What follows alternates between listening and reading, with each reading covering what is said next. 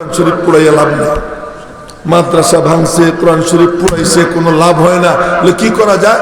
মৌলবি বারো, কোনো ডাক্তাররে মারে নাই, কোনো ইঞ্জিনিয়ার মারে নাই, কোনো সুট কোটওয়ালারে মারে নাই, কোনো বুটওয়ালারে মারে নাই, ইংরেজদের জুতা পালিশকারী যারা ওদেরকে মারে নাই, মারছে ওদেরকে যারা খানকায় বসে বসে আল্লাহ আল্লাহ করে, যারা মাদ্রাসায় বসে বসে কোরআনে কারিমের তালিম দেয়, যারা মসজিদের মিম্বরে বসে বসে আল্লাহ আল্লাহ রসুলের কথা বলে, যারা মানুষকে নিয়ে দ্বীনের তালিম দেয়, খুঁজা খুঁজা ওই আলেমগুলোরে মারছে। কেমনে মারছে?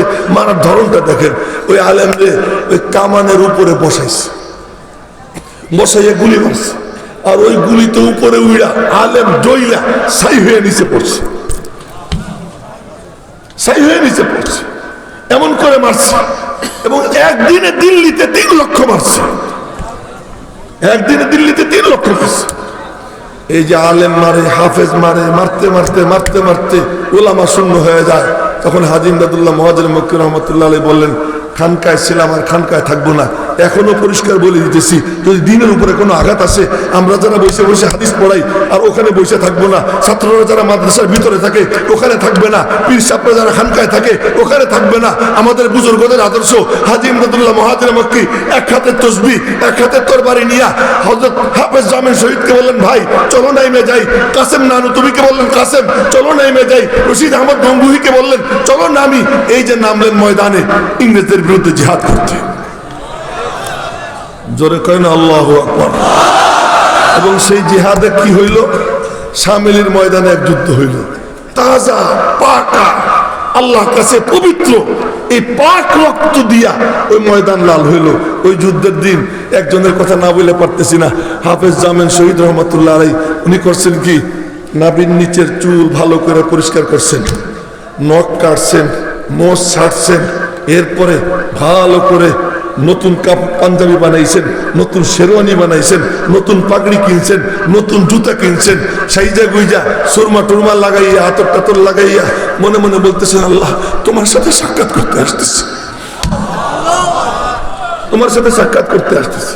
ওই ময়দানে জিহাদের প্রধান সেনাপতি হাজী ইমদাদুল্লাহ মুহাজির মক্কি রহমতুল্লাহি আলাইহি, উনি হযরত কাসেম নানুতুবি এক পাশে, রশিদ আহমদ গঙ্গুহি, হাফেজ জামিল শহীদ ময়দানে নামছেন। তো ময়দানে নামার পরে হঠাৎ করে হযরত কাসেম নানুতুবির এখানে গুলি লাগছে। তো গুলি লাগছে, খবর গেছে রশিদ আহমদ গঙ্গুহি রহমতুল্লাহ আলাইহির কাছে। উনি বললেন, ঘাবড়াও মত, मैं आ रहा हूं, ঘাবড়াইও না, আমি আসতেছি। গিয়ে বলে যে মৌলভী কাসেমকে মেরে গোদ में दे दो, যে মৌলভী কাসেমকে আমার কোলে দিয়ে দাও। কোলে নিয়ে বলতেছে, ভাই কাসেম ঘাবড়াও মত, কাসেম ঘাবড়াইও না। রশিদ আহমদ গঙ্গুহি রহমতুল্লাহ আলাইহি কি পয়ড়া ফু দিছেন উনি জানেন, ওনার আল্লাহ জানে। এরপরে তাকাইয়ে দেখে, লক্ষ্য করে দেখে কাসেম নানুতুবির কপালে ওই গুলির কোনো চিহ্ন নেই, কোনো চিহ্ন নেই।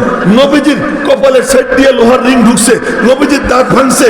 এবং বুখারী শরীফের হাদিস, বিমা দুবিয়া জুরহু রাসূলুল্লাহ সাল্লাল্লাহু আলাইহি ওয়াসাল্লাম, নবীজির ক্ষতস্থানের চিকিৎসা কি দিয়ে করা হয়েছে?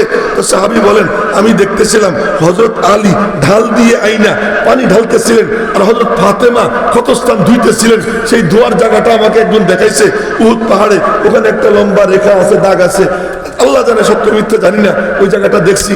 ওখানে নবীজিকে হেলান দেওয়াইয়া এই জায়গা ধুইতেছিল।